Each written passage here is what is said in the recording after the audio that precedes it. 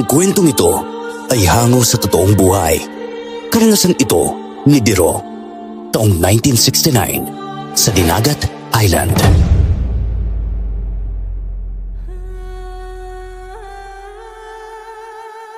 Kinsi anyos lang ako nang magsimula akong manggamot. Maraming magugulat dahil mayroon akong kakayahan na ganoon kahit hindi naman ako tinuturuan ng aking ama. Matagal na siyang nawawala at ang sabi ng mga tao ay kinuha siya ng mga engkanto.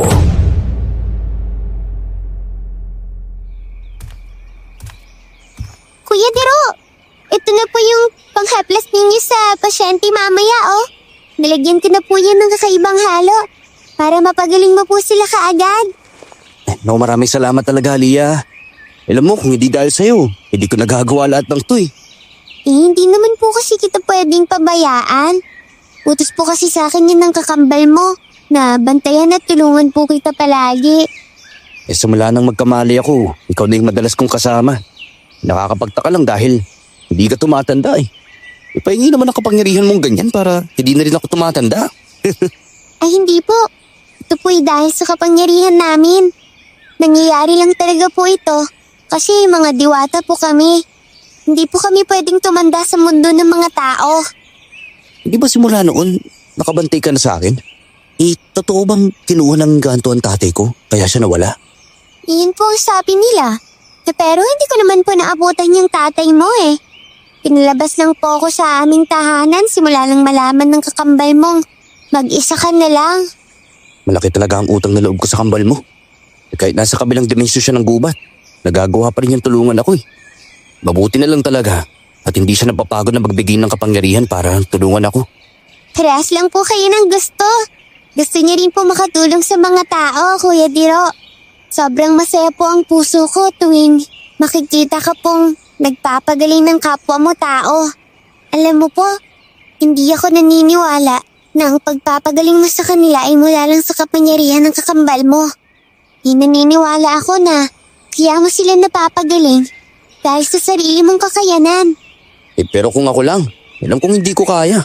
Kaya naging madali sa akin ang lahat dahil nandiyan kayong dalawa ng kakambal ko Lalo ka na. Ikaw palagi ang gumagabay sa akin. Gusto sana kitang tawagin kuya Kaya lang, mas matanda ako kaysa sa'yo. Diro na lang ang itatawag ko sa'yo Mukhang mataas ang lagnat niya, Diro. Haplasan mo siya ng langis para lumabas ang matataas na lagnat sa kanyang katawan. Oo.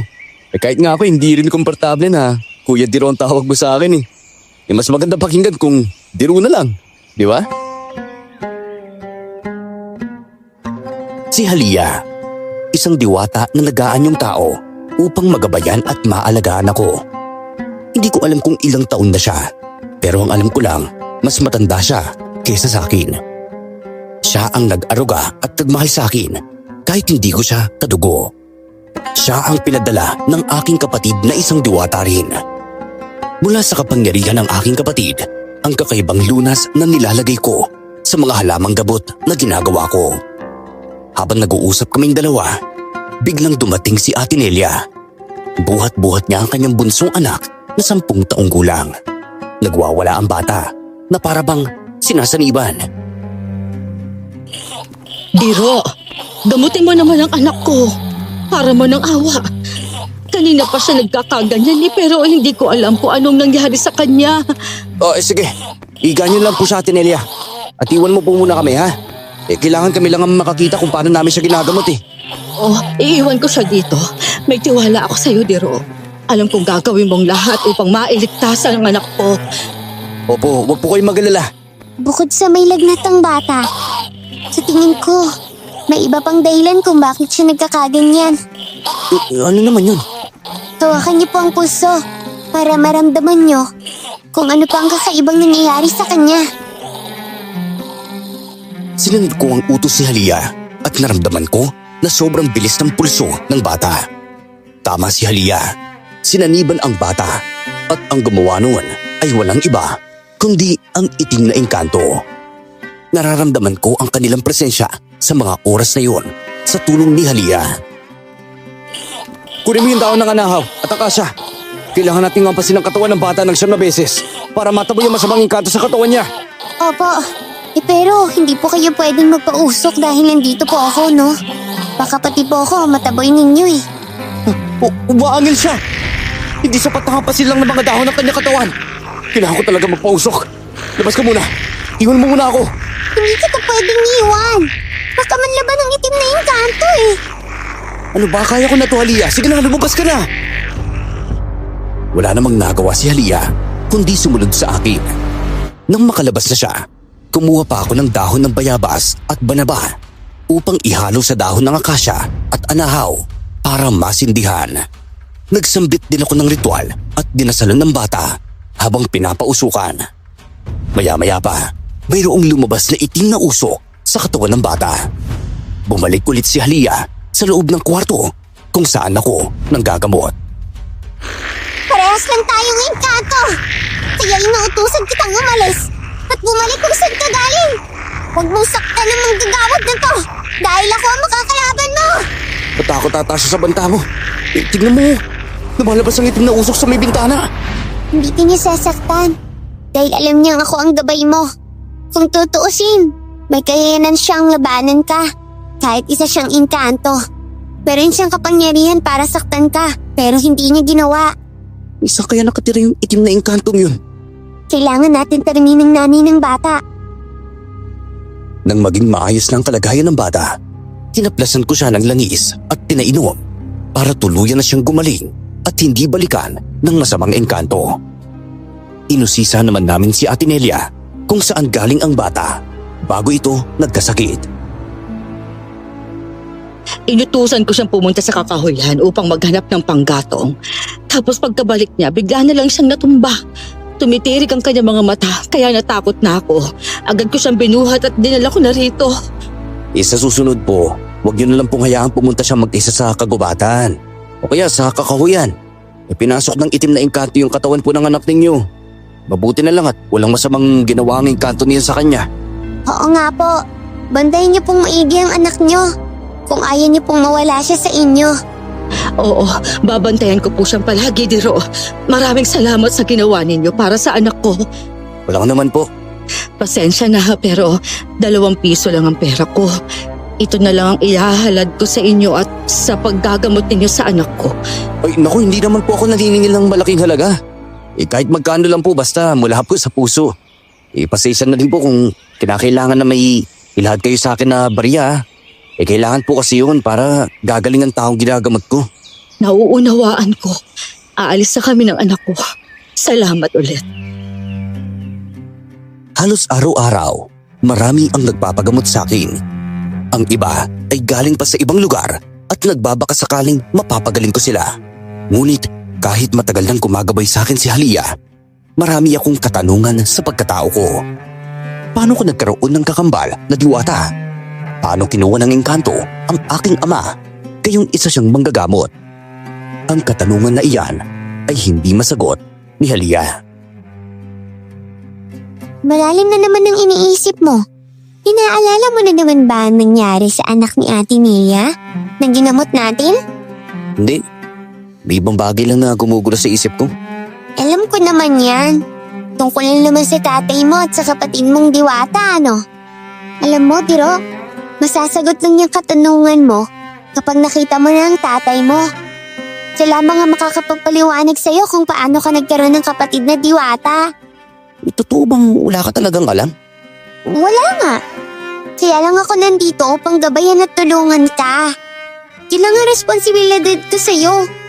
Saka hindi na mahalaga, no? Kung isipin mo kung saan ka galing. Sa tuwing napapagod ka sa panggagamot, naiisip mo ang pamilya mo. Bakit kaya, ano? Kaya ako sila naiisip dahil kung kasama ko sana hindi ko trabaho ang lahat. Lalo na ang tatay ko, balita ko. Magaling na manggagamot daw yun. Nakakapagtaka na nakuha siya ng engkanto. Pero bakit wala pa siyang pangontra dun? Bakit ba ikaw? May pangontra ka ba sa engkanto? Di ba wala rin naman? Dahil matatabay mo rin naman ako kapag meron kang pangontra eh. Halia! Tiro!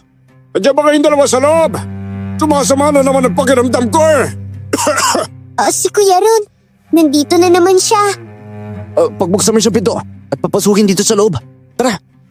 lang, Kuya Ron! Nandiyan na ako! Tira, Leo, gamutin mo naman ako. Masama na naman yung pakiramdam ko eh. Yung likod ko, sumasakit na para bang hinahampas sa matigas na bagay. Ay naku po, mahiga na po kayo. Natitignan ko po yung likuran po ninyo. Nang maitaas ko ang kanyang damit, nakita kong namamaga ang kanyang likuran. Parang hinampas nga ito ng matigas na bagay. Ipinikit ko ang aking mata, sabay sambit ng ritual upang malaman kung sino ang may kagagawan noon. Hanggang sa nakarinig ako ng bulong mula sa hangin. Duwende ang may kagagawan sa nangyari kay Kuya Ron. Oh, bakit ka tumigil? Alam mo ba kung anong nangyari sa akin? Oo, sinaktan kayo ng duwende. Teka, hindi ba sinabi ko na sa inyo na tantanan nyo na yung punso na tumubo doon sa palayan ninyo?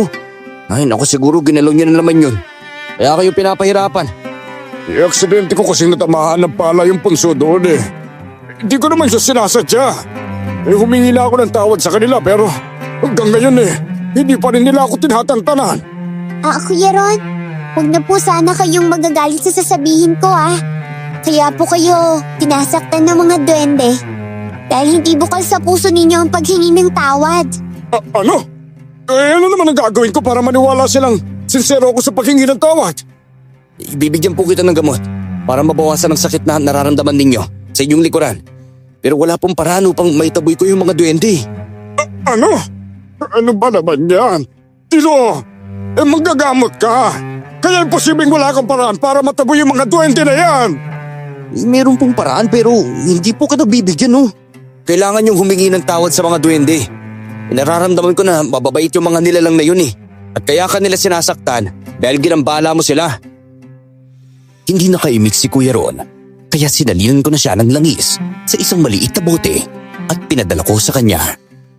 May malawak siyang palayan sa aming baryo at sa lahat ng mga taong nakatira sa lugar, siya lang ang medyo may kakayahan sa buhay. Ngunit nuknuko naman siya ng yabang. Hindi naniniwala sa mga laman lupa, kaya niya nararanasan ang mga bagay na ito ngayon.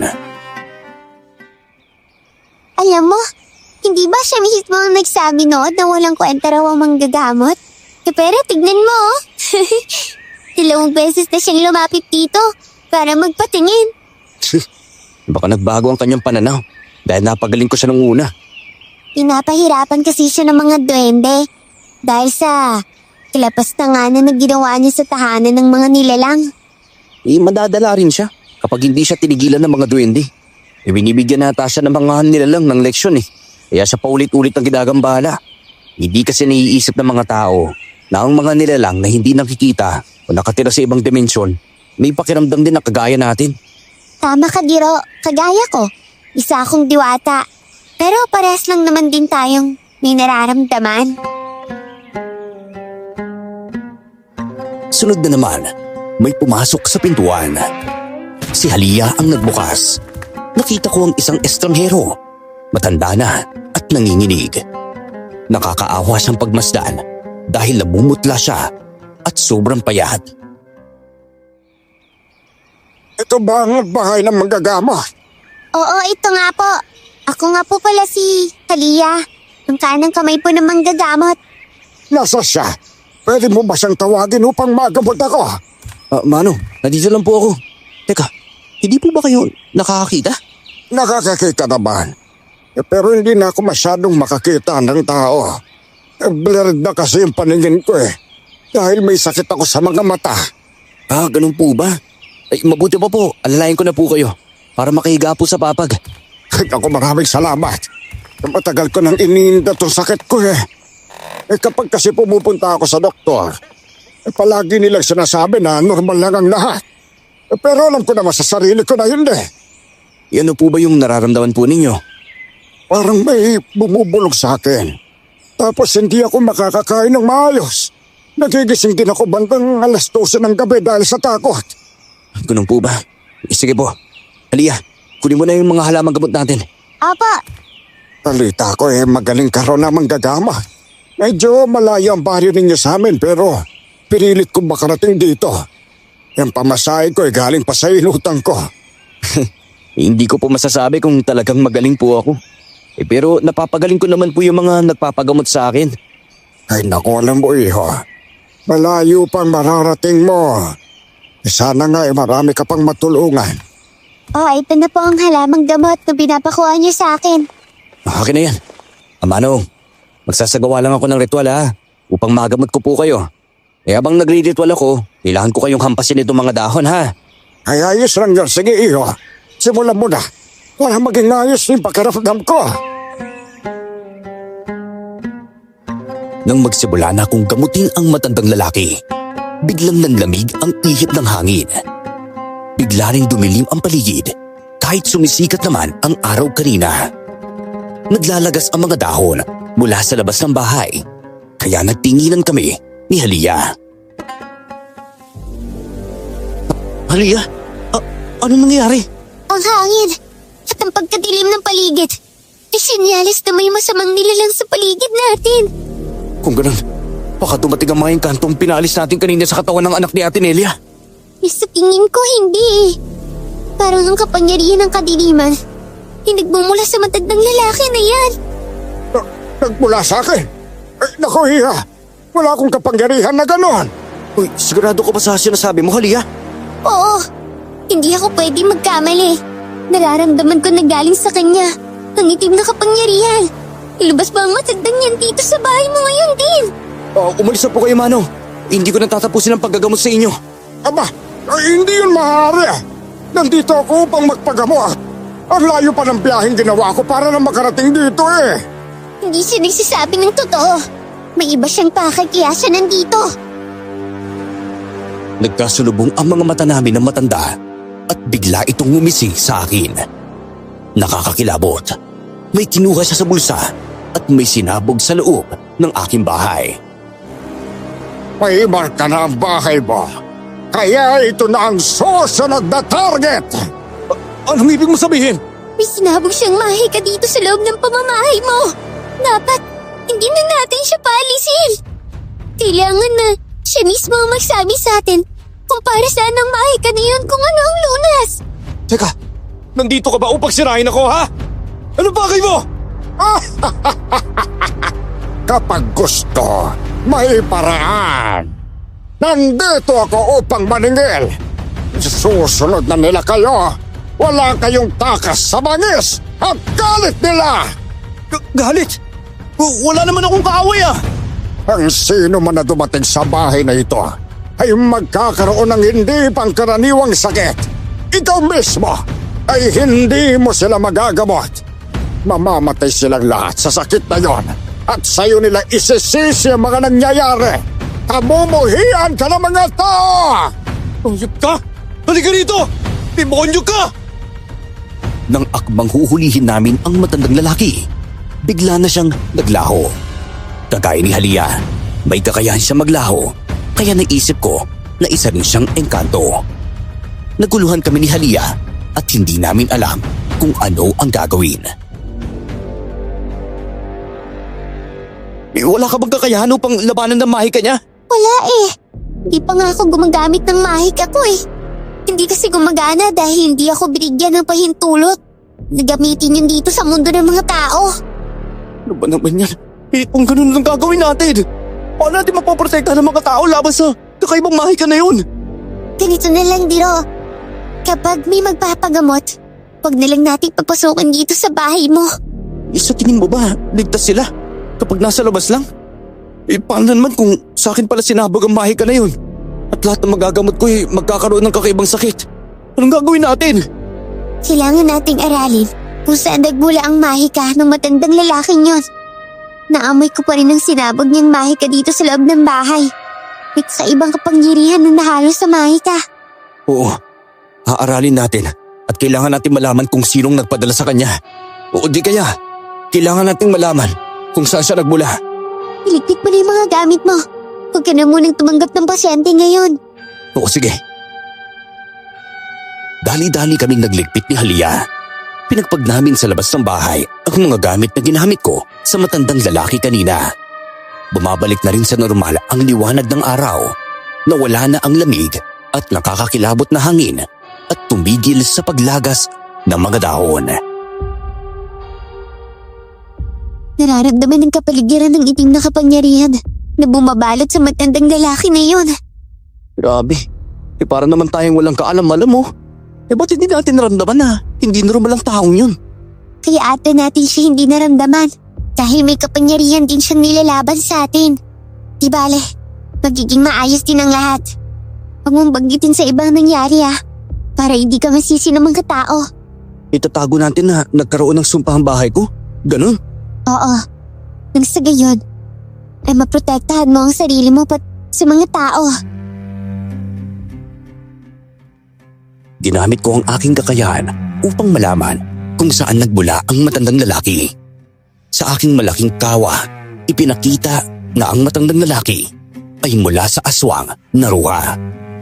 Ipinadala siya upang sirain ang aking pagiging manggagamot at upang makaperwisyo sa mga tao sa baryo. Kulang ang aking kaalaman tungkol sa mga aswang, kaya si Halia ang nagpaliwanag sa akin. Ang mahika na sinabog ng matandang lalaki kanina ay mula sa kapangyarihan ng aswang na ruha ng kulam. Sila ang mga sinaunang aswang na kilala sa hipnotismo at kulam. Hipnotismo? Oo. Kaya nilang patayin ng isang tao gamit lamang ang tingin. Kaya rin nilang utusan ng isang tao gamit ang kanilang mga mata. Lahat ng gusto nilang ipagawa sa tao ay susundin lamang dahil nahipnotismo sila ng mga ruha. Naniniwala ka ba sa hipnotismo lamang ng mga ruwahang dahilan? Kaya naparito ang matandang yan upang sabuyan tayo ng kulam? Maaaring oo. At maaari din hindi. Pwedeng alipin niya ang matanda, kaya nagawa nitong utusan siya. Ang pinagtataka ko lang ay kung paano nagkaroon ng kapangyarihan ng matanda para maglaho. May kakaibang kapangyarihan ng matanda. Kaya hindi ako maniniwala na pinadala ang matanda lang. O isa lang siyang alipin. Maaaring isa rin siya sa lahi ng mga aswang na ruha. Pero, ano kanilang pakay? Bakit kanila ginugulo? Hindi sila nandito para sirain lang ang baryo. May ibang dahilan pa. Kung ano man yun, kailangan natin tuklasin habang maaga pa para hindi na lumala ang gulo. Pero hanggang dito na lang ang kakayahan ko, Halia. Ito na ang panghuling kakayahan ko para malaman ng pinagmulan ng matanda. Gagawa tayo ng paraan para matuklasan ng lahat. Hindi tayo basta-basta makapante. Simula ng araw na yon, hindi na ako tumanggap ng mga tao na nagpapagamot sa akin. Sinara ko ang pinto upang hindi sila magkasakit, gaya ng sabi ng matandang lalaki bago siya naglaho. Marami ang ayaw umalis at nangihingi ng paliwanag kung bakit ayaw kong manggamot. Nagkagulo na rin sa labas dahil maraming dayo at nasayang ang kanilang oras sa pagpunta sa akin. Pero, ayos ka lang ba? Nakukonsensya ako. Kung hindi lang sana dumating yung matandang lalaki, baka kaya ko silang gamutin. Di huwag ka niya makonsensya. Ginagawa mo lang to para maprotektahan din sila eh. Kapag hinayaan mo makapasok ang mga tao sa bahay mo to, maaari silang mamatay dahil may mahika ng ruha. Kaya nga pero awa naman ako sa kanila. Pwede ko ba silang gamutin kahit hindi dito sa bahay? Eh sa tingin ko, hindi mo rin sila pwedeng gamutin sa labas ng bahay eh. Ang kapangyarihan ng kakambal mong diwata ay nakapalibot lang sa bahay na to. Wala namang masama kung susubukan ko sa labas, di ba? Pero paano kung hindi gagana? Kapag hindi gumana ang panggagamot mo sa labas, maaaring sa'yo bumalik ang sisi ng mga tao. Sasabihin nila na hindi ka magaling at wala kang kwenta dahil hindi mo sila nagawang tulungan. Sinusubok lang yata ng mga ruwa yung kakayahan ko eh. Basta, gagawin ko ang lahat upang matulungan ng mga tao kahit anong mangyari. Habang tumatagal, mas lalong lumalala ang nangyayari sa baryo. Marami ang nagkakasakit at namamatay. Ang kanilang sakit ay hindi kayang lunasan ng doktor, kaya ako na mismo ang nagbabahay-bahay upang matingnan sila. Inuna kong pinuntahan ang bahay ni Ate Nelia. Maraming tao ang nag-aabang sa bahay at gusto rin nilang makasaksi sa gabutan na gagawin ko. Biro, noon pa may malaki na ang tiwala ko sa'yo. Tingnan mo ang 3 kong anak. Halos hindi na kumikilos dahil sa kanilang sakit. Hindi ko rin alam kung ano na ang gagawin ko. Bakit ba kasi hindi mo kami tinanggap nung pumunta kami sa bahay mo upang magpagamot? May mga dahilan kung bakit naglalaylo muna ako sa panggagamot sa bahay. Basta simula ngayon, kung sino man ang may sakit, ako na ang pupunta sa kanila. Gamutin mo na ang mga anak ko, parang awa mo na. Sige na, gagawin ko lahat ng makakaya ko, ha? Lia, ilabas mo muna sa loob ng bag ang mga halamang dahon na dala natin. Apa, eto na Diro. Sigurado ka pa sa gagawin mo ha? Paano kung hindi tatalabang gagawin mo sa kanila ha? Bakit naman hindi? Basta malaki ang tiwala ko sa sarili ko. Makakaya ko silang gamutin kahit anong mangyari. Gagawin ko ang lahat para matulungan ang mga taong to. Nagsimula na akong magsagawa ng ritual. Dahan-dahan kong pinagpagan ng dahon ang kanilang katawan. Inaplasan ko rin ng langis ang katawan nila at pinainom sila. Ngunit sa kalagitnaan ng panggagamot ko, biglang nagwala ang mga anak ni Ate Nelia. Nagkagulo ang lahat nang may lumabas na mga dugo sa kanilang ilong at bibig. Anong ginawa mo sa mga anak ko, Diro? Ang sabi ko'y gamutin mo sila at huwag patayin. Hindi ko sila pinapatay. Ginagamot ko nga sila eh. Teka, hindi ko maintindihan kung bakit sila nagkakaganyan. Kaya sila nagkakaganyan dahil hindi kayang labanan ng katawan nila ang ritual na ginagawa mo. Meron silang sumpa mula sa aswang. Anong aswang ang pinagsasabi mo? Anong kinalaman ng aswang sa nangyari, ha? Kapag mamatay ang anak ko, Diro, malilintikan ka talaga sa akin. Ang akala ko pa naman ay magaling ka. Ginagawa ko lang naman po ang nararapat. Hindi ko akalain na bigla silang magkakaganyan eh. Naku po, Diyos ko. Ano nangyayari sa mga batang to? Kalia, tulungan mo naman ako. Tumulong ang mga tao upang patigilin ang pagwawala ng mga bata. Marami nang lumabas sa dugo sa kanilang ilong at bibig. Hanggang sa bigla na lang bumagsak ang mga katawan ng bata. Kaagad ko silang pinulusuhan, ngunit wala na silang buhay. Oh, ano nang nangyari sa mga anak ko? Patawarin niyo po ako. Pero wala na po sila. Ano? Hindi maaari. Hindi sila pwedeng mamatay. Ano bang pinainom mo sa kanila? Lason ba? Kasalanan mo itong lahat. Kuya Tineya, huwag niyo naman po isisi kay Diro ang lahat. Hindi niya po gustong may mamatay dito sa atin. Kung hindi niya gusto, bakit hinayaan niyang mamatay ang mga anak ko? Wala kang kwenta! Lumayas kayong dalawa dito sa pamamahay ko! Hindi ko pa talaga kasalanan. Maniwala po kayo sa akin. Simula ngayon, hindi na ako maniniwala sa'yo. Wala kang kwenta manggagamot! Sobra akong nasaktan sa sinabi ni Ate Nelia. Maraming tao ang tila nagbago ang tingin sa akin. Ngunit hindi pa rin ako sumuko. Dumaan pa ako sa isa pang bahay upang gamutin ang babaeng may sakit. Pero kagaya ng nangyari sa mga anak ni Ate Nelia, namatay sila. Nagsusuka ng dugo at lumalabas sa kanilang ilong. Bigo ako sa aking adhikain na makatulong sa mga tao. Habang naglalakad kami pauwi ni Halia, hindi ko maiwasang hindi mapaiyak. Huwag ka nang umiyak. Hindi mo naman kasalanan ng lahat eh. Tsaka sa tingin ko, kaya sila namamatay dahil ikaw talaga ang tinamaan ng sumpa ng mga ruha. Kasama sa sumpa ng ruha na magkasakit ng mga tao.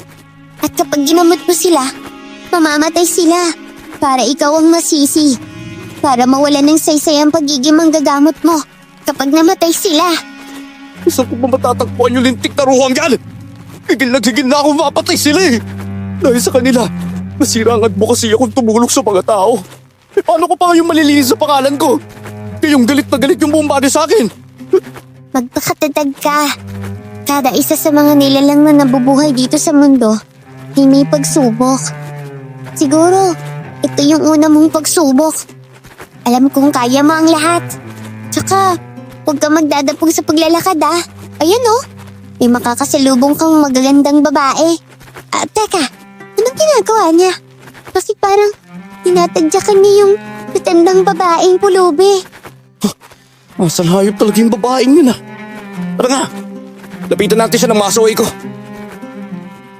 Inis kong nilapitan ang babaeng sumisipa sa matandang babae. Tinila ko sa palayo sa matandang babae, kaya nagalit ito sa akin. Hoy, ano ba? Bitawan mo nga ako. Hoy, hindi tama yung ginagawa mo ha. Wala kang karapatan na manakit ng taong walang kalaban-laban. Walang kalaban-laban. At sino naman nagsabi sa'yo na wala siyang kalaban-laban? Alam mo ba kung anong ginawa niya sa akin, ha? Eto, tignan mo. Laban naman akong tarakan ng kutsilyo sa braso. Mabuti na nga lang at nakailag ako eh. Kasi kung hindi, baka buman ang kutsilyo niya. Nagawa niya po yun?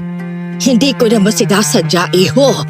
Nagawa ko lang ang bagay na yon dahil gutom na ako. Tapos nakita kong may pitaka siya kaya gusto ko sana siyang nakawan pero nahuli niya ako. Ay naku Ale, mali po yun. Hindi tama na manakit kayo ng ibang tao para masidlan ng sikmura po ninyo. Bakit hindi na lang po kayo manghingi? Mas masarap pong kumain kapag mula sa marangal na paraan. Akala niya ate hindi ko siya papatulan eh. Isusumbong ko talaga siya kay Ron. Si Kuya Ron? Teka, paano mo siya? Kasintahan ko si Ron. Ay, talaga po. Sa ganda niya pong yan. Pumatol kayo kay Kuya Ron. Pasensya na talaga sa ginawa ko, iha. Pero ang sama ng ugali mo. Sana mahawaan ka ng taong may sakit dito sa baryo at mamamatay ka rin kagaya nila. Ay Ale, huwag naman po kayo magsalita ng ganyan. Maiwan ko na nga kayo. Galit na umalis ang babae, kaya tinulungan kong makatayo ang matandang babae. Hindi ko siya kilala. Malaki ang baryo, kaya hindi lahat ng nakatira roon ay kakilala ko. Salamat at nakita ninyo ang ginagawa niya sa akin. Siguro kung hindi, ay baka napatay na ako ng babaeng yun. Huwag na pong ulitin ang bagay na yun ha. Oo, hindi ba ikaw si Diro, ang manggagamot dito sa baryo? Po. Kaya lang parang wala nang saysay ang pagiging manggagamot ko eh. Hindi ko na kayang pagalingin ng mga tao. Magtiwala ka lang sa sarili mo. Minsan ang nagpapahina sa kakayahan ng tao ay ang kawalan ng tiwala sa kanyang sarili.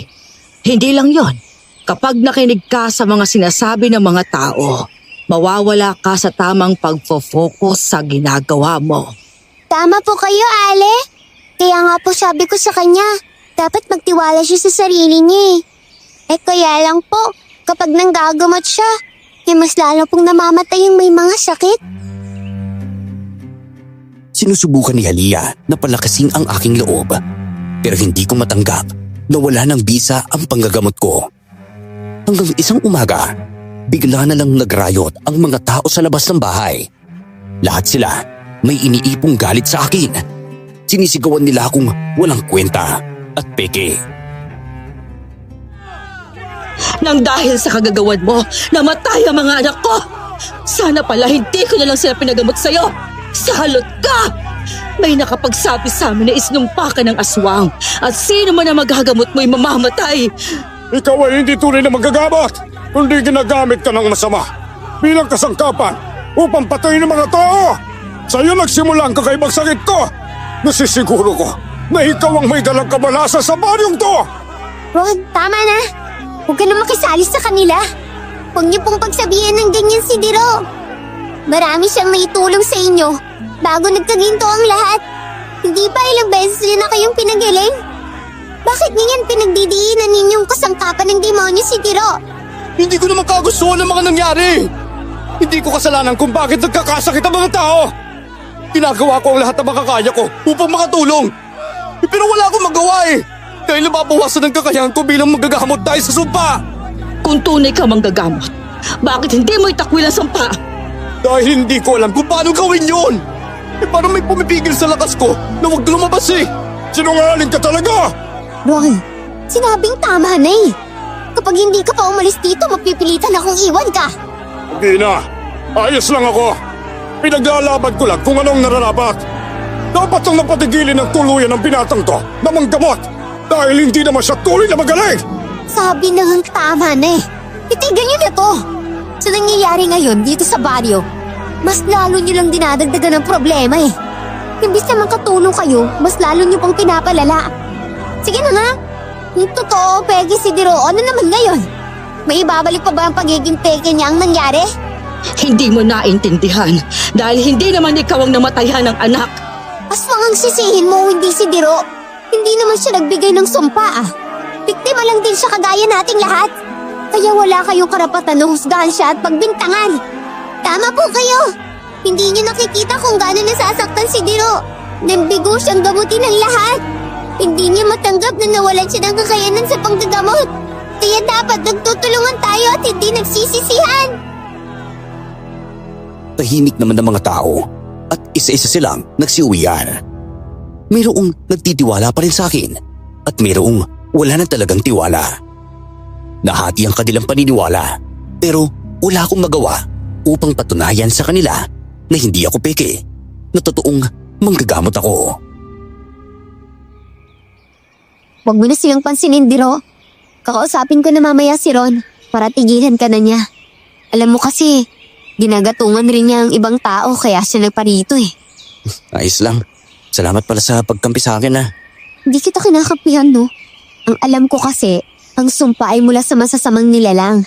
Hindi ka naman masamang nilalang, kaya hindi ka dapat nila sinisisi. Alam mo, maganda mong gawin. Kapag nandito sila, huwag ka nang lumabas. Hindi mahawak ang utak ng mga tao, no? Baka saktan ka pa nila biglaan. Sino naman po kaya ang nagsabi sa kanila na kay Diro nagmula ang sakit ng mga tao? Mga chismis lang ang mga yon. Kaya huwag niyo nang itatak yun sa isipan niyo, ha? Sige, mauna na ako sa inyo. Magsiselos na naman si Ron mamaya kapag nalaman niyang kinausap kita eh. Nung makaalis na ang babae, bumalik na kami sa loob ng aming bahay. Hanggang ngayon, hindi pa rin nawawala ang halimuyak na sinaboy ng matandang lalaki. Pagkasapit ng gabi, naisipan kong pumunta sa kagubatan upang humingi ng basbas sa diwata kong kakambal. Gumawa ka ng ritual at humingi ka sa kanya ng tulong. Kailangan mo siya ngayon para malampasan mo ang pagsubok na to. Samahan mo ko sa pagtawag sa kanyang pangalan. Opo, hindi naman kita iiwan eh. Nandito lang ako sa likuran mo upang magbantay. Diro, papakinggan ka ng kapatid mong diwata. Sana nga lang talaga. Sana magpakita siya sa akin at bigyan ako ng kapangyarihan upang malabanan ko ang sumpa ng mga aswang naruha. Magtiwala ka lang, Diro. Alam kong kaya mo yan. Malalampasan mo to sa tulong ng kakambal mong diwata. Nagsimula na akong gawin ng ritual upang tawagin ang aking kakambal na diwata. Habang nasa kalagitnaan ng aking pagliritual, biglang lumitaw ang isang nilalang sa harapan ko. Magulo na mahaba ang kanyang buhok, mapupula ang mga mata at kulubot na maputla ang kanyang katawan. Hindi ako natakot, pero alam kong isa siyang aswang. May aswang, Diro! Siya ang isa sa aswang ng mga ruha! Hoy! Bakit hindi niyo ako ginugulo, aswang, ha? Ano kailangan niyo sa akin? Hindi ako natatakot sa'yo. Magpatayan pa tayo ngayon! Ang karit mo, Diro! Ihanda mo na! Hindi ako nandito upang kalabanin ka, manggagamot. Nandito ako upang malaman mo na ang diwatang tinatawag mo ay isang traidor. Ang dahilan ko bakit ka nagkakaroon ng sumpa. Ano? Oo, siya ay traidor. Pinawi niya ang kakayanan mo at ang iyong kaalaman sa panggagamot upang masira ka sa mga tao. Hindi rin kami nagpadala sa mga tao sa bahay mo upang sirain ka. Wala kaming kinalaman sa manangyari, kaya maghinay-hinay kayo sa pagturo sa amin. Teka, hindi totoo yan! Hindi traidor ang kapatid ko! Malalaman mo yan ngayong gabi kung magpapakita siya sa'yo. Ibig sabihin, hindi nga siya traidor. Kung talagang nag-aalala sa'yo ang kapatid mo, dapat doon ka pa niya tinulungan. Ginamit ka lang niya upang matupad ang kanyang gusto. Habang nanggagamot ka dito, sa mundo ng mga tao, kinakain niya ang kaluluwa ng mga taong ginagamot mo sa mundo ng mga diwata. Hindi totoo ang bagay na yan! Sinungaling ka! Manlaloko ka! Hindi porket isa akong halinaw ay kami na ang masama. Hindi lahat ng biniyayaan ng magandang mukha ay tunay na inosente. Ikaw na ang kumilatis para malaman mo ang totoo. Diro, sino yung kausap mo? Bakit parang may kalaban ka? Nakita na ba kayo ng kapatid mong diwata? Anong nangyari? Hindi mo ba nakita yung aswang naruha? Hindi ba nga habang nagre-ritual ka nakapikit ka? Upang pasukin ng kakambal mo, ang iyong diwa. Pero mukhang aswang ang pumasok sa diwa mo Tinabi niya sa akin na traidor ang kakambal ko. Hindi ako naniniwala roon. Teka, ano nangyari? Bakit umiilaw ang mga palad ko? Hindi, Diro. Pinabawi ng kakambal mo ang lahat ng kaalaman na ibinigay niya sa'yo sa panggagamot. Maaaring wala nang matira sa'yo kapag tuluyan niyang mabawi ang lahat. Tuluyan ako ng hina nang mawala na ang lakas ko na nagbula sa aking kakambal. Nang gabing yun, nakakarinig kami ng ingay mula sa kalsada. Lumabas kami ng kagubatan upang makita kung ano ang nangyayari. Nakita namin ang mga tao nagsisitakbuhan habang hinahabol ng aswang na ruha. Ang aswang na pumasok sa diwa ko kanina habang nagre-ritual ako. Ano ba yan? Gumawa ka ng paraan, Aliyah, upang mapigilan mo yung mga aswang na yan! Wala akong magagawa eh. Dahil wala naman akong kapangyarihan, Diro. Wala ka na ate talagang magagawa na iligtas pa sila. Ang magagawa mo na lang ay tingnan sila habang pinapatay ng mga aswang na ruha. Ba't kaya binawi niya yung kapangyarihan ko? Totoo nga yata yung sinabi ng ruwa sa akin. Ang kakambal ko may pakana ng lahat. Kaya ito nangyayari. Tumakas na lang din tayo. Wala din tayong laban sa kanilang mga aswang eh. Kagaya ng ibang tao.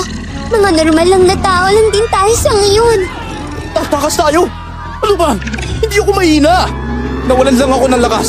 Pero hindi ako mahina. Sigurado ka ba talagang gusto mong lumaban ha? Basta ako. Hindi ko may papangako na kaya kitang samahan sa laban. Dahil wala din akong kakayanan. Sa tingin ng lahat, bata lang ako na 10 taong gulang. Tintik naman oh! Ang dami-dami na nilang pinapatay! Parang piniga ang puso ko habang pinagmamasdan ang iilan na pinapatay at kinakain ng mga ruha. Isang ruha ang napatingin sa akin. Lumipad upang salakayin kami, ngunit hinila ako ni Halia para tumakbo at tumakas. Huwag ka nang lumabas sa ngayon.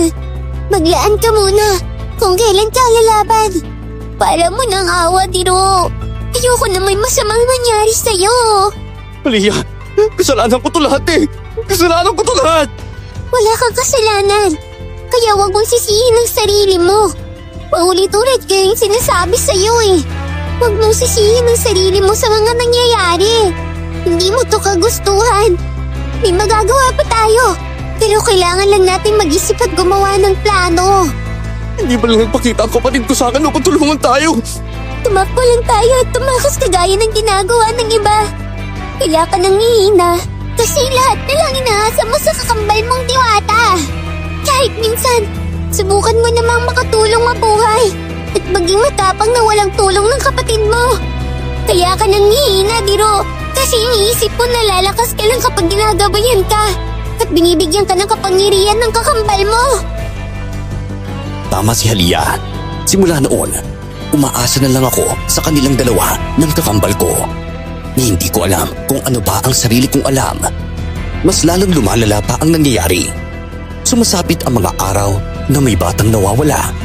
Ang mga magsasaka ay pinapahirapan ng mga ruha sa paraan na nagpapatayo ng lupa gamit ang kanilang kulam at mahika.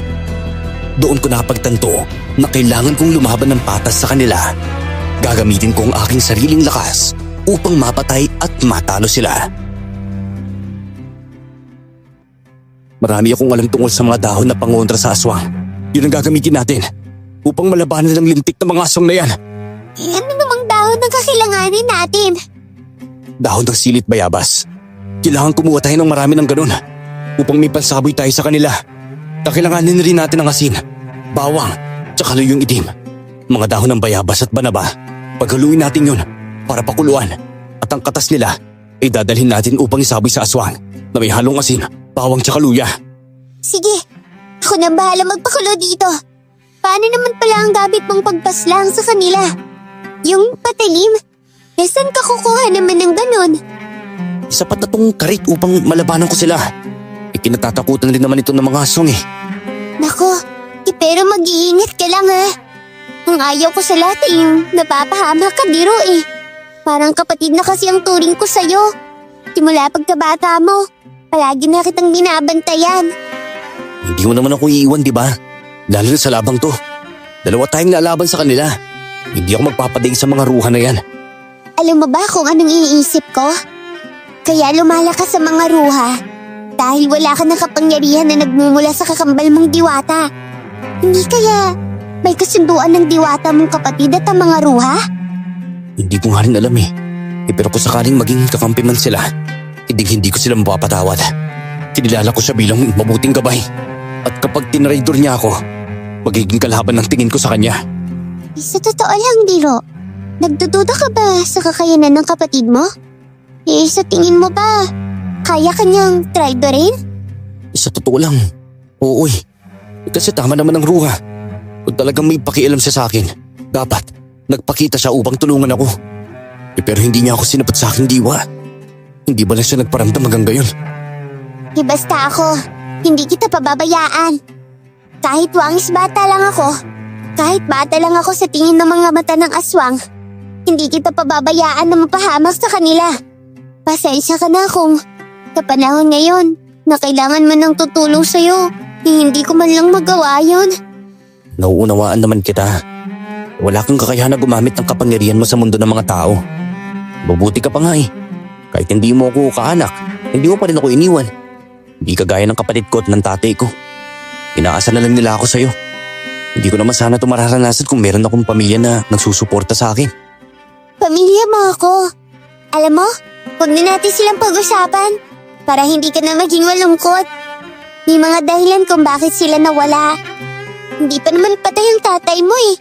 Kaya mali mo, bigla siyang bumalik at magkita kayo ulit. Kung nakipagkampihan nga talaga yung kakambal ko sa mga ruha, iunahan ko na siya. Makikipag-usap ako sa ruha. Ititigil nilang pag-asik ng lagim sa baryo.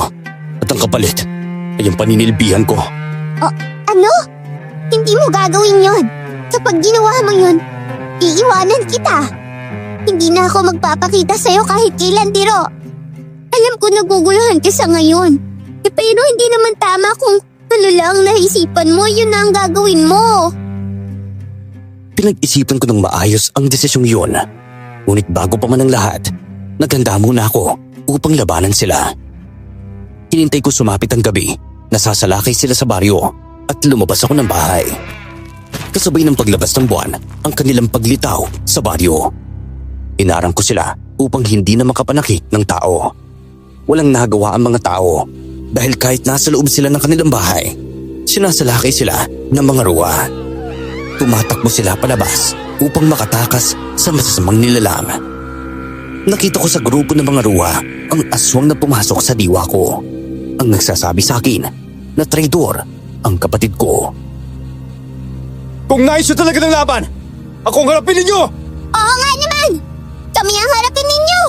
Wala silang kakayanang lumaban para saktan at patayin ninyo! At ano ang laban mo sa amin? Peking manggagamot? Huwag mo siyang tawagin, walang silbi! Kayo ang may kasalanan ng lahat! Nananahimik ang tao pero gumawa kayo ng paraan para sirain siya! Hindi namin alam kung ano ang pinagsasabi mo! Simulan na natin ang laban! Naghanda na ang mga ruha upang sumalakay sa akin. Hinanda ko ang baril at ang tubig na may katas ng mga dahon na isasaboy ko sa kanila. Si Halia naman ay may dalang asin at bawang para makatulong. Mabilis sa sumalakay ang mga ruha sa kinaroroonan namin. Para silang lumulutang sa ere at kasing bilis ng kidlat. Sinabuyan ko sila ng tubig na pinakuluan at kasabay niyon ang pagsaboy ni Halia ng asin at bawang. Ayan! Nasusunog sila sa sinaboy natin! Lalo na sa tubig na pinakuluan ng mga dahon! Kaya natin silang labanan ng kakamatayan na Halia. Kung tuloy na ito ang kanilang kahinaan, magagawa ko na silang labanan kahit wala nang kapangyarihan ng kapatid ko. Tama ka! Pero huwag kang magpapakasiguro. May kakaibang lakas pa ang mga yan. Huwag na huwag kang tumitig sa kanilang mga mata dahil mawawala ka sa tamang katinuan. Oo, tatandaan ko na yan. Halika! Silakayin na natin sila hanggang sa mapatay natin silang lahat! Oo, ngayon na! Tumulan ako upang mahuli ang isang ruha. Nang mahawakan ko ang mahaba nitong buhok, kaagad ko iyong pinutol gamit ang karit. Napatili ang halimaw sa ginawa ko. Lumingon siya sa akin at kinalmot ang aking dibdib. Sinakyan ko ang kanyang likod, saka binuhusan ng tubig ang kanyang ulo. Nagwala ang aswang at bumagsak sa lupa. sila lang ang kaya mong patayin gamit ang bagay na yan. Pero ako, hindi! Wala akong pakialam kung gaano ka pa kalakas. Kasalanan mong lahat ng to eh! Kung bakit ito nangyayari! Kasalanan ko? Hindi mo na ba naaalala ang sinabi ko sa'yo, ha? Ang kakambal mong diwata, ang may kagawa ng lahat. Kaya ang nagpadala ng sumpa sa'yo. Kaya nagalit ang mga tao at nawala ng tiwala. Ngayon, isa kang tunay na mahina, Tiro! Tiro! Huwag kang makikinig sa kanya! Pinabihan na kita! Huwag kang tumitig sa kanya mga mata! Hindi mo pa rin ba matanggap na kapatid mo ang dahilan kaya ka nagkakaganyan? Kawawa ka naman! Umasa ka sa isang diwata na kaya kang protektahan. Pero ang totoo, siya rin ang nagpulong sa'yo sa laban sa amin! Wala akong pakialam sa kapatid ko! Ang gusto ko lang ay mapatay ka! Wala nang magmamahal sa'yo, kundi ang batang diwata na lang. Darating ang araw na iiwan ka rin niya at ibabalik siya sa tunay niyang pamilya. Hindi ko alam kung bakit sobra akong nasaktan sa sinabi ng aswang na ruha. Hindi ko namalayan ang kanyang pag-atake. Tumasik ako nang bagain niya ako at kalmutin ng kanyang mga kuko. Nakita kong pinahaba niya ang kanyang dila, parang manananggal para itarak sa aking leeg. Napapikit na lang ako, ngunit narinig ko ang malakas na sigaw ng aswang. Isang malakas na paghila ang nagpabangon sa akin mula sa paghiga sa lupa. Tumakas na tayo! Nawawala ka na sa tamang katinoan! Kapag kinakausap ka ng aswang! Masyado akong napadala sa emosyon ko. Nasasaktan ako sa sinasabi ng halimaw na yun eh. Sa bahay na lang tayo mag-usap. Bilisan na natin para makatakas tayo sa kanila. Hinahabulan nila tayo! Totoo ba yun? Totoo ba na darating ang araw? Naiiwan mo ko at uuwi ka sa pamilya mo? Ay na ba tayo mag-uusap tungkol dyan ha? May sugat ka oh! Yan ang dapat mong alalahanin! Dahil kay Halia, kaya ako buhay ng gabing yun. Natigil din ang pagsalaki ng mga ruha, kaya nagpahinga kami sa bahay upang gamutin ang mga sugat ko. Napagtanto ko na kahit ubusin ko pa ang aking buong lakas, hindi ko kayang labanan ang mga aswang dahil nag-iisa lang ako. Oh, ayos ka lang ba? Ayos na ako. Huwag ka mag-alala sa akin. Konting sugat lang naman to eh. Konting sugat niya. Pero parang nadakot ng kanyang kuko pati laman mo eh. Mabuti na lang at nasabuyan ko siya ng asin at nasipa. Kaya ka nakaligtas. Nakakainis talaga. Ikakaiba talagang lakas ng nilalang na yun eh. Eh wala naman siyang lakas eh. Pero alam mo ba kung anong meron siya? Ginagamit ng aswang na ruwa ang emosyon mo upang matalo ka. Alam niyang masasaktan ka at mawawala ka sa tamang katinoan. Kaya niya yun ginawa. Alam mo Halia, kada bitaw ng ruha ng mga salita tungkol sa pag-iwan sa akin ng pamilya ko. Nawawala ako sa tamang pag-iisip eh. Hindi ko nga alam kung bakit. Nadadala ka ng hypnotismo ng aswang na ruha. Sa totoo lang, ang nagpapahina sa'yo ay ang pagdududa mo sa kakambal mong diwata. Kaya ka nanghihina. Nawalan ka ng tiwala sa kanya. Kapag tuluyan kang naniwala sa ruha, tutuluyan ka rin at hindi ka na makakabalik sa pagiging manggagamot. Anong ibig mo sabihin? Kailangan ibalik mo ang tiwala mo sa iyong kapatid. Paano? Palakasin mo ang loob mo. Kahit anong sabihin ng aswang na ruha, huwag kang magpapa-apekto. Siya ka daw wala ng kapangyarihan dahil nahulog ka sa hipnotismo ng aswang. Kita mo? Kahit anong sabihin niya, pinaniniwalaan mo. Napaisip ako na baka nga tama si Halia. Sa tuwing magsasalita ang ruha ng masasakit tungkol sa pamilya ko, pakiramdam ko nangihina ako. Yun ang aking kahinaan at hanggang mahina ang loob ko, hindi ako mananalo laban sa mga aswang. Pero, ang totoo niyan, hindi lang tao ang pakay ng mga aswang na ruha. Ikaw mismo. Anong ibig mo sabihin? Ikaw talagang gusto nilang mapatay. Kaya sila bumalik dito. Para tapusin ka. Ang mga ruwang bumabalik ngayon ay mga bagong henerasyon. Alam nila na ikaw ang susunod na magiging tagapagmana ng kapangyarihan ng diwata at tao. Ikaw ang may kakayanan tumapos sa kanilang angkan. kaya gusto ka nilang unahan. Wala naman akong kapangyarihan. Paano ko magagawa yung bagay na yun? Ang mismo kapatid mong diwata at ang iyong ama ang makakagawang bigyan ka ng kapangyarihan. Wala na ang ama ko at ang kapatid ko naman. Hindi na ako tinutulungan. May dahilan ng kapatid mo, kaya hindi siya nagpapakita sa ngayon. Ang tatay mo ay may kaugnayan sa pagkamatay ng ninuno ng mga ruha. Kaya ikaw ang kanilang sinisingil ngayon. Bakit hindi nila hanapin ang tatay ko? Wala naman akong kasalanan sa kanila eh. Aliyah, sa tingin ko, marami kang alam sa nangyayari. Bakit hindi mo lang kasi sabihin sa akin yung totoo ha? Marami akong alam, pero hindi lahat ay pwede kong sabihin sa iyo. Kung ano lang ang gusto kong ipalam sa iyo ngayon, yun lang yun. Si Aliyah, na inakala kong walang alam sa buhay ko, ay marami palang nalalaman. Ngunit limitado lang ang lahat ng sinasabi niya sa akin. Nabigla ako nung may kumalabog sa bubungan ng bahay namin. Nagkatinginan kami ni Aliyah, sabay kuha ng mga pangontra namin. Masyado nang malalim ang gabi, kaya siguradong wala ng tao sa paligid. Sundan na ata tayo ng mga ruha. Lalaban tayo, kahit anong mangyari. Maganda ka! May tao sa labas. Bubuksan ba natin? Huwag! Maaaring patibog lang to ng mga ruwa. Ganito na lang.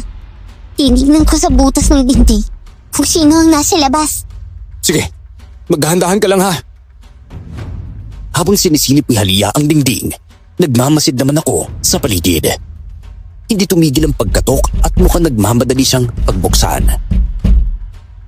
Naalala mo ba ang matandang lalaki na dumating noon na espiya ng mga ruha? Oo, bakit? Siya ang nandiyan sa labas. Sige, buksan mo. Pag mapatay natin siya. Nandiyan ba kayo sa loob? Buksan niyo to! May mahalaga ako sasabihin sa inyo!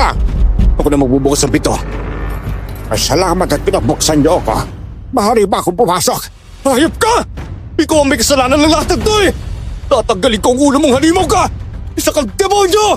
Ay, paano ginawa mo na? Pakinggan mo muna ako bago ka magali! Ibaba mo yung karet at isa na mo ang pito! Hindi ako nandito upang makipaglaban sa'yo. Nandito ako upang magpaliwanag at humingi ng pasensya sa ginawa ko. Hindi na ako naniniwala sa'yo!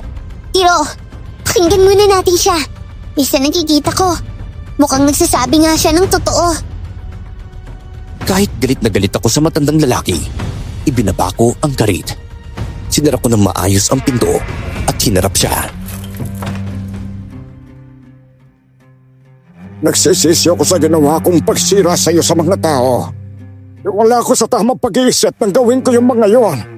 Nasa ilalim din ako ng kanilang kapangyarihan. Nandito lang ako para humingi ng tawad sa iyo. Nung lumapit ka sa bahay na to, nakiusat na magpagamot. Hindi ba't ganyan di kayo kabait ha? Nakakaawa kang tignan. Pero ang totoo, may masama ka palang binabalak. Ngayon, dahil sa ginawa mo, nasiraan ako sa mga tao. Ano? Masaya ka na ba doon, ha? Tiro, hindi mo siya masisisi kung talagang wala siya sa tamang pag-iisip ng gawin niya yon. Hindi ako naniniwalang wala siya sa tamang pag-iisip. Kung totoo yun, bakit alam niya siya ang dahilan ng nangyari sa akin? May nilalang na nagpag-ising sa akin laban sa kanilang sumpa. Tignan ito, pinadala ito ng mga ruha upang isaboy sa mga tao para mas lalong lumala ang sakit. Ngunit hindi ko ginawa. Nagpanggap akong kontrolado pa rin nila ang isipan ko. Dumiretso lang ako rito upang sabihin sa inyo na nagbabalak silang sumalakay ngayon. Bakit mo naman sila pagtataksilan ngayon? Dahil nagising na ako sa katotohanan. Ang mga nilalang na sinusunod ko, yung mga kampo ng kadiliman. Kailangan ko rin yung tulong ninyo. Pag-iusap, tulungan ninyo ako. Akin yung plastic na yan para malaman ko kung ano yan. Inamoy ni Aliyah ang bagay na iyon.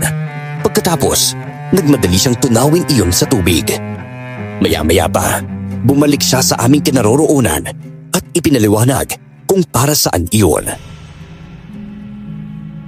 Ang lason na to ay mula sa dahon ng kamandag. Nakakalason to sa mga tao at nagsasanhi ng sakit. Sinasamahan nila to ng ritual ng kadiliman para mas malala ang tama. Gawayan ng matandang ruha kanina bago ibigay sa akin. Ang hindi nila alam, nagising na ako sa realidad. Paparating na ang mga ruha. Maganda na kayo! Nakahanda na kami. At ikaw ang gagamitin kong patibong laban sa kanila. Patibong? Sa tingin mo ba ililigtas nila ako kung sakaling papatayin mo ako? Diyan ka nagkakamali. Pagkapagsisihan mo pa pag pinatay mo ako. Bakit naman ako magsisisi ha? Ikaw ang sumira sa akin. Kaya hindi ko pagsisisihan kung papatayin kita. Huwag mo siyang saktan, Diro. Andiyan na yung mga ruha! Lumandaan na kayo! Akin yung nganting-nganting na suot mo! Bilis! Ano ba? Hindi ko pwedeng ibigay ito sa'yo, no? Iniwan to sa akin ng tatay ko. Wala akong nagawa nang bigla niyang hubarin sa leeg ko ang anting-anting. Saktong dumating ang mga ruha para salakayin kami. Dumukot ang matandang lalaki ng asin at sinaboy sa mga aswang. Nagulat ang mga ruha at tila hindi makapaniwala sa nangyayari. Hindi ako mapayag na saktan niyo sila! Nakabayad ba ako ng kasalanan ko sa inyo? Tigilan niyo na kami! Salmo, anong nangyayari sa'yo? Anong nangyari sa usapan natin? Hindi na ako susunod sa inyo! Wala na ang sumpa at hypnotism ninyo sa akin! Sana, pinatay ka na lang namin! Pero hindi nyo naman ginawa! Dahil alam ninyong mapapakinabangan niyo pa ako! Tapusin na natin ang laban! Hindi ko inasahan na tutulong ang matandang lalaki sa paglaban sa mga aswang na ruha. Kahit payat siya, nagawa niyang saktan at baliin ang leeg ng ilan pa. Nagsasaboy ng asin at bawang si Halia habang ako na may sumasalakay gamit ang karit. Mag-ubusan tayo ng lahi kung yan ang gusto ninyo! Unang niya ka, Salmo! Tinaraydor mo kami! Kayo ang traitor! Ginamit ko ba ako para sirahin ang taong mahalaga sa akin? Ituloy na natin ang laban! Isa ka pang bata ka! Hindi na ako bata! Pangis bata lang ako! Pero mas matanda pa ako sa'yo! Muli kaming naglaban. Sabay-sabay ang mga ruha sa pagsalakay. Ngunit nagtulungan kaming tatlo upang hindi sila makalapit. Habang nagsasabi ng asin si Halia, todo naman ang pagsalakay ko upang mapugutan ng ulo ang ibang aswang. Napansin namin ang ilang ruha na umaatras. Mga duwag! Bumalik kayo rito! At tatapusin natin ang laban! Hindi nila napaganda ng laban na ito dahil kasali ako! Salamat po at nagising ko po sa katitohanan, Mang Salmo. Oo nga, mabuti na lang. At hindi nila naisipang ipapatay ko si Nero. Hindi ko naman po hayaang mangyari yun, no? Nakarating ang gabi, nababalik ang mga ruha upang salakayin at patayin tayo. Lalo na, ngayong alam na nilang wala nang sumpa sa utak ko. Sino po ba talaga kayo ha? Kagaya mo, isa rin akong manggagamot dati. Kaya lang dahil napatay ko ang dinuno ng mga ruha, nasumpa ako. Pinili kong tanggapin ang sumpa kaysa ang anak ko ang magbayad. Kaya ka nag-ina dahil mas inuna akong tulungan ng kapatid mong Diwata, Tiro. Ano?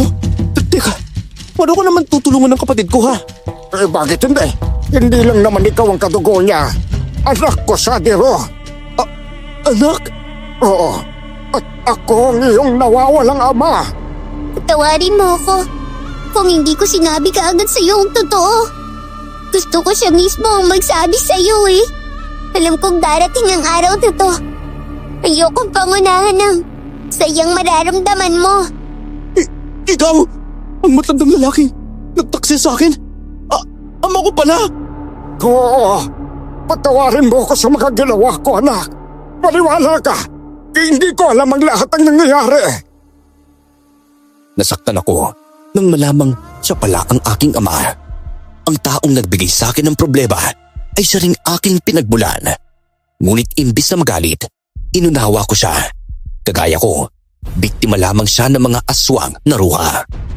Doon ko nalaman na ilang taon nang nawawala siya.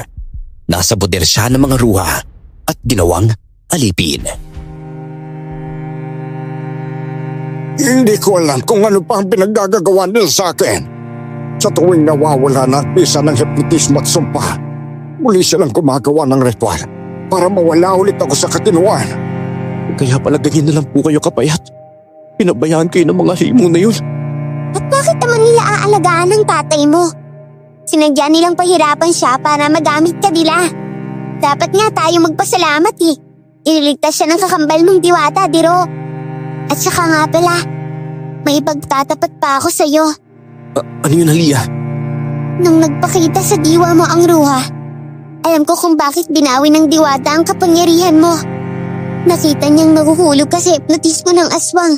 Sa takot niyang maiigop yun ng ruha, binawi niya kaagad ang lakas mo.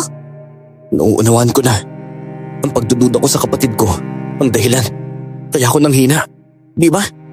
Siguro kung hindi ako nagduda, hindi ako mawawalan ng kapangyarihan. Tama ka.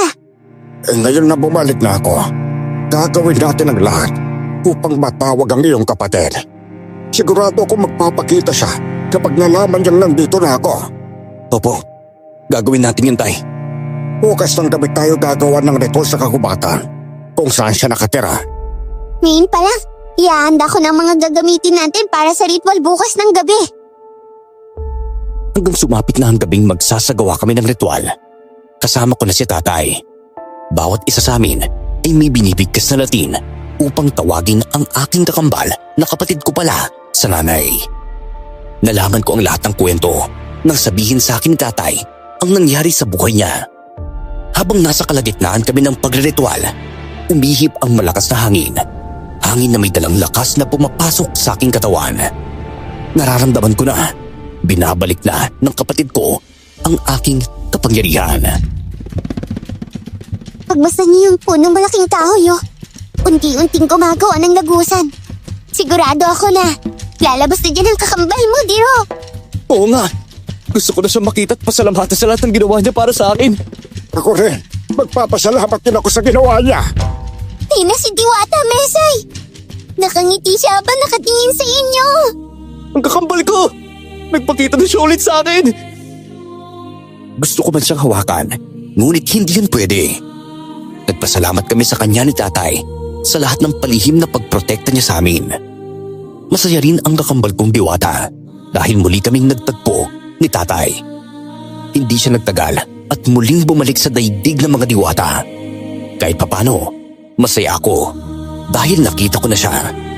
Napatunayan niya sa akin na hindi ako dapat magduda dahil kailanman ay hindi niya ako kayang saktan. O ngayon, handa ka na magharapin ang mga roha? Handang-handa na ako. Dito na patatapos sa kanilang lahi. Kailanman ay hindi na sila makakapanakit ng iba pang tao. Pagbabayaran nila ang ginawa nila sa baryo. Lalo na ang sumpang pinagkalat nila sa mga tao. Masaya ako. At bumalik ka rin sa dati, Diro. Hindi ko malalagpasan ng lahat ng to kung wala ka, Halia. Hindi ba nandito ako para bantayan ka? Natural. Hindi kita papabayaan, no? Gagawin ko ang lahat ng makakaya ko para gabayan ka. Kaya nga sobra akong nagpapasalamat sa iyo eh. Kasi kahit kailan, hindi ka sumusuko. Hindi ako nagkamali sa diwatang pinili kong ipagbilinan sa iyo, Diro. Alam kong mabuting diwata si Halia, kaya siyang pinagkatiwalaan ko. Nang paalis na kami sa kagubatan, nag-aabang na pala sa amin ang mga ruha. Mula sa mga sanga ng kahoy, biglang bumaba ang mga ruha. Mayroon ding nakabantay sa aming dadaanan at nakahanda na sa laban. Okay na, kung madadala lang naman ito sa usapan, huwag na tayo maglaban. Okay na? Hindi na to madadala ng usapan. Bago kami sumalakay dito, ang angka ng ruha ay pinag-isipan na namin to ng mabuti. Walang makakawala sa inyo. Hindi kami natatakot sa kapangyarihang nakuha ninyo sa isang diwata. Sinasabi ko na nga ba, nasusunod ka sa impact ng lola mo eh. Inuto ka lang ng lola mo. Eh dahil sa parusa niya, naging aswang kang ruha. Mas masarap mabuhay bilang tao. Ngunit niyakap mo na ang kasamaan. Akin na, hindi ba? Siya ang babaeng nagtanggol sa'yo nung nagalit ang mga tao sa bahay? At siya ang kasintahan ni Kuya Rod? Oo. At ngayon, nauunawaan ko ng lahat ng ginawa niya. Nagpanggap siyang kakampi para hindi natin maisip na siyang tunay na masama. Tama ka. Matalino ka rin pala. Pero nagawa kang lokohin ng sarili mong ama. Eh paano hindi namin nararamdaman na isa ka ring halimaw? May ginamit siguro siyang mahika para pagtakpan ng pagkatao niya. Hindi na mahalaga kung paano niya tinagaw na siya isang aswang. Ang mahalaga, mapatay natin siya. Hinanda ko na ang karet ko nang umangil ang mga aswang. Ngunit bigla akong napatigil nang makita ang matandang babaeng naglalakad at pumagitna sa amin at sa mga ruha. Siya ang matandang babaeng sinisipa ni Akina noon. Ikaw? Teka, kakampi ka ba o kalaban? Ano sa tingin mo? Siya ang lola ni Akina. Uyap na yan. Pinutulang pala nila tayo noon sa kalsada. Mabuti at nagkaalaman na ang lahat. Kayo lang pala ang traidor dito sa baryo. Kaya pala tuloy-tuloy ang pagkakasakit ng mga tao. Dahil ang gumagawa ng sakit ay malayang nakakagalas sa baryo. Mga alaga ko, maghanda na kayo. Patayin ang tatlong yan. Ang sinong makapapatay sa kanila ay bibigyan ko ng gantimpalang ginto. Wala ni isa sa inyo ang magtatagumpay na mapatay kami! Ano tira? Ako na lang ba ang magsusot ng kwintas sa ito na may proteksyon? Opo, hindi ko na po kailangan yan. Lalo na't malakas na ako. Sabay na nagsiliparan ang mga aswang papunta sa kinaroroonan namin. Naghanda kaming tatlo. Palaking dala ni Halia ang kanyang asin at bawang. Si tatay naman, kamay lang ang gamit sa pakikipaglaban. Ang karit ko ay winasiwas ko sa ere at sinalubong ang mga kalaban. Bawat matamaan ng karit ko ay napuputol ang mga braso at ulo. Ang maglola na yan! Ang pinakahuling kalaban! Huwag mong ubusin ang lahat ng lakas mo, Diro, sa pakikipaglaban sa mga alaga nila! Ang bawat matatamaan na sinasabi mo, siya ang papatayin ko. Pero nakakapagtaka, bakit ganito karami ang mga ruha? Marami sila, anak. Ang ibang tao na nakatira dito sa baryo ay mga aswang na ruha din. Sumalakay ang isang ruha at nahagip ng kanyang mga kuko. Ginilit ko ng karit ang kanyang braso, kaya naputol iyon. Napasigaw ang aswang, kaya sinabuyan ni Halia ng asin at bawang ang kanyang sugat. Nakita ko si tatay na nakikipaglaban sa matandang ruha. Sinikap kong ubusin ang kanilang mga alagad upang walang mangyaring masama kay tatay. Lalo na at alam kong malakas ang kanyang kalaban. Ako na dito, Diro! Tulungan mo ang tatay mo sa pakikipaglaban sa matandang ruha! Sigurado ko bang kaya mo sila, ha? Oo, kaya-kaya ko sila! Kasya pa tong asin at bawang ko para mapatay silang lahat! Sige, iwanan na kita dito, ha? Tay, ako na po lalaban sa matandang ruha. Tutulungan kita, anak. Nakita mo ba ang itim na kwintas sa suot na matandang yan? Yan ang sentro ng kanilang hipnotismo. Kailangan makuha at mabasag yan. Sige po, kukunin ko. Ako na ang unang sasalakay. Buong bilis na sumalakay si tatay sa matandang ruha. Pero hinarang siya ng apo nitong si Akina. Hindi yun napaghandaan ni tatay, kaya nakalmot nito ang dibdib niya. Buong lakas siyang sinuntok sa dibdib, kaya napasuka siya ng dugo. Pinahaba pa lalo ni Akina ang kanyang kuko upang itarak sa leeg ni tatay. Pero mabilis akong kumilos upang iligtas siya. Huwag mong papatayin ang tatay ko! Ako ang harapin ninyo dalawa! Salmo, makinig ka sa akin. Hindi tayo magkalaban. Hindi ba may kasunduan tayo? Patayin mo ang iyong anak at ang kapalit ay magkakaroon ka ng kapangyarihan. Tay, ano nangyari sa inyo? Papatayin kita! Sige na, Salmo, patayin mo na siya. Nang dahil sa kanya, kaya tayo naglalaban. Sumalakay sa akin si tatay, pero hindi ko magawang gumanti. Habang sumusugod siya, ang kanyang mga mata ay nakatutok sa itim na kwintas ng matandang babae. Nakokontrol siya ng aswang na ruha dahil sa kwintas. Patay na lahat ng mga kalaban ko! Ng tatay mo! Nakontrol na naman ng mutya ng mga ruha! Kunin mo ang mutya at busagin mo! Paano ko gagawin yun? Kayong... Ang sakit, tay! Tama na! Bumisig kayo! Huwag na kayo magpakontrol sa masasamang nilalang na yan! Hindi siya makikinig sa'yo, Lola. Kailangan na nating umalis. Wala na tayong laban kay Dero. May kakaiba siyang lakas. Hayaan na lang natin ang tatay niya na pumatay sa kanya. Etong sayang babae ka! Kung gaano kaganda ang kutis mo kapag ganyang tao ka, ganun din kapangit ang itsura mo kapag aswang ka na! Ang hapdi na katawan ko! Wisit kang bata ka! Sinabing hindi ako bata eh! Titirisin talaga kitang bulinggit ka! Hindi nga ako bulinggit! Ikaw ang tututsain kong halimaw ka! Nakita kong nagigigil ang aswang na ruha sa pagsalakay kay Halia. Sinabuyan siya ni Halia ng asin at bawang, kaya hindi ito natuloy sa pagsalakay. Inilagan ko si tatay at sinalakay ang matandang ruha. Hindi niya inaasahan ang pagsalakay kong iyon. Ginamit ko ang karit upang putulin ang kwintas sa kanyang liig. Nang makuha ko na yon, nagalit ang matandang ruha. Kaya sinalakay niya ako gamit ang kanyang tungkod na may kakaibang patali. Ibalik mo sa akin ang bagay na yan! Akin yan! Hindi mo na tumakuha sa akin! Pwes, bubugbugin kita! Ito rin ang igaganti ko sa'yo! Nagawa mo ko sugatan! Sa sobrang inis niya, lumabas ang kanyang kakaibang kapangyarihan. Isang malakas na hangin ang bumalot sa akin at pinapaikot-ikot ako nito. Nabitawan ko ang karit, pati na rin ang kwintas. Naramdaman ko na parang pinapalipad ako ng matandang ruha at akmang ibabagsak ng malakas sa lupa. Ngunit may dumating upang iligtas ako. Ang aking kakambal. Ginamitan niya ng kanyang kapangyarihan ang mutya. Winasak niya iyon at sunod naman niyang inatake ang matandang ruha. Ayos ka lang ba? Mabuti na lang at dumating ang kakambal mo. Ayos lang ako. Ang kakambal ko na yata yung tatapos sa laban. Anong nangyari? Nagamit na naman po kayo ng halimaw eh. Ano? Opo, pero huwag po kayong mag-alala.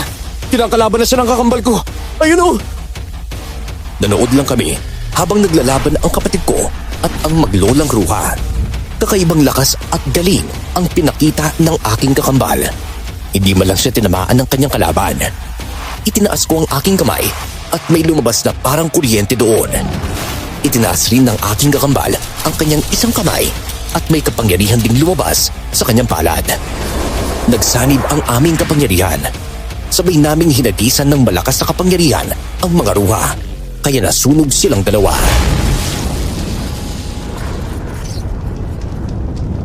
Sabi ko na nga ba, kailan makakatapos sa kanila? Ninaik natin sila. Wala na ang mga kalaban. Naging abo na ang kanilang katawan. Nanalo tayo! Talagang mananalo tayo. Dahil tinulungan tayo ng kakambal mo. Sa wakas, wala nang aswang na susumpa sa mga tao. Wala na mga sakit ng tao dito sa baryo. Isa na nga po, tay. Sa ganun. Bumalik ang tiwala ng mga tao sa akin. Ibukas ang umaga, magbibigay ako ng lunas sa kanila para matulungan sila. Sobrang saya ko ng gabing yun. Bago naglaho ang aking kakambal na diwata, nagpakita siya ng isang masayang ngiti sa amin. Pagsapit ng umaga, naging usap-usapan ang pagkawala ni Akina sa baryo at pati na rin ang matandang babae. Hindi na namin sinabi sa kanila na sila ay mga aswang na ruha at sila ang nagpapakalat ng mga sakit. Sinubukan kong manggamot ulit sa mga tao. Mayroong tumanggap sa akin at mayroon din naman na tuluyang nawala ang tiwala. Anak, huwag kang malungkot kung nawala ng tiwala ang iba sa'yo. E tandaan mo, nandito kami ni Halia. Palaging nakasuporta sa'yo. Sa tingin niyo po ba, tay, babalik pa yung tiwala ng mga tao sa akin? Mayroon naman. Yang galing-galing mo kaya. Hindi lang nila nakikita yon dahil ilang beses kang nagkamali. Eh ganyan talaga. Mapapansin ng lahat ng pagkakamali mo at matatakpan ng kabutihang ginawa mo. Diro, magsumikap ka lang ha. Ipakita mo sa kanila na magaling ka na ulit manggamot. Oo, salamat sa pagpapalakas niyo ng loob ko Sila ang naging sandigan ko ng mga panahong nasira ako sa mga tao. Habang patagal ng patagal, unti-unting dumadami ang nagpapagamot sa akin. Pinatunayan ko sa kanila na magaling na akong manggamot at kailanman ay hindi nasisira ni kahit sino. Nagulat na lang ako nang dumating sa bahay si Ate Nelia at si Kuya Ron upang humingi ng pasensya. Patawarin mo talaga ako kung sinisi kita sa pagkamatay ng mga anak ko. Sobrang gulong-gulo lang ako noon. Ako rin. Patiwari mo ako kung hinusgahan kita ha. Hindi ko sinasadya yung mga nangyari. Ngayon, napatunayan mo sa amin na hindi ka peke. Kaya hiyang-hiya kami sa mga nangyari. Nauunawaan ko po kayo. Nasaktan ako noon pero tapos na yun. Basta ang mahalaga, napatunayan ko na wala akong ginawang mali. Salamat rin. Alam kong ikaw din ang dahilan kung bakit nawala ang sakit ng mga tao. Wala po yun. Salamat din po't naunawaan ninyong lahat ha. Sobrang saya ko dahil sa huli, muli akong kinilala ng mga tao. Naging lihim pa rin sa lahat ang tungkol sa aking kapatid dahil yun ang nakabubuti para sa kanya. Sa kasalukuyan, mas lalo pang nadagdagan ang kaalaman ko sa panggagamot. Nasa tabi ko pa rin ang aking gabay na si Halia at ngayon ay hindi na siya anyong bata. Si tatay, bago namatay, ay masaya sa nagawa ko. Nagkaroon ako ng aking sariling pamilya at lahat ginagawa ko upang maprotektahan sila sa anumang mga nilalang. Hanggang dito na lang po ang aking kwento. Maraming salamat at more power sa inyong channel.